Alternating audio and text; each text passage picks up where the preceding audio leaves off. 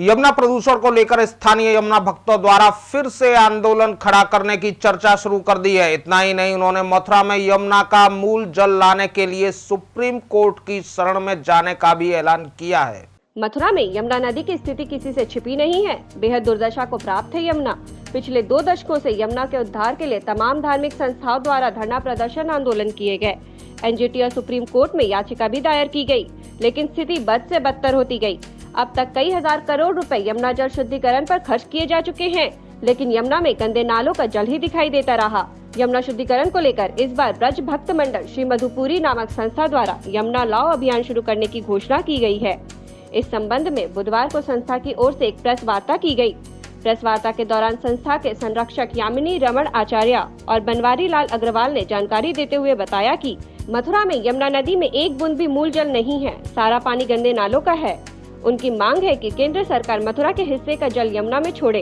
हथिनी कुंड से यमुना का जल शीघ्र छोड़ा जाए, अन्यथा उनकी संस्था सुप्रीम कोर्ट जाएगी और आंदोलन भी शुरू करेगी। देखिए, इसका मूल उद्देश्य यमुना लाओ मिशन का जो संवैधानिक स्वरूप का इन्होंने एक संवैधानिक आंदोलन के लिए एक मिशन तैयार किया है।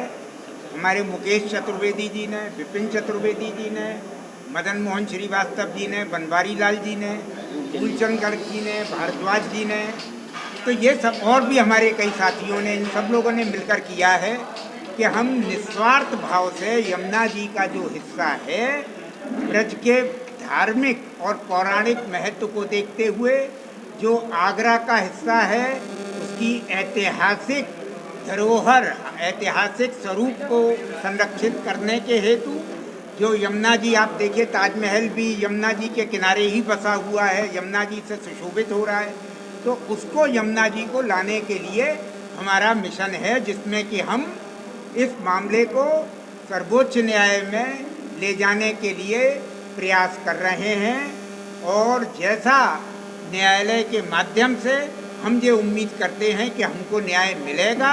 जो हमारा ब्रज क्षेत्र है, साथ ही उसमें हमारा वो उत्तर प्रदेश में आता है, और इधर को आने वाला जल जो हथनी कुंड के द्वारा दिल्ली होता हुआ मथुरा ब्रज क्षेत्र में आता है, उस जल के सालों से कोई अते पते नहीं है।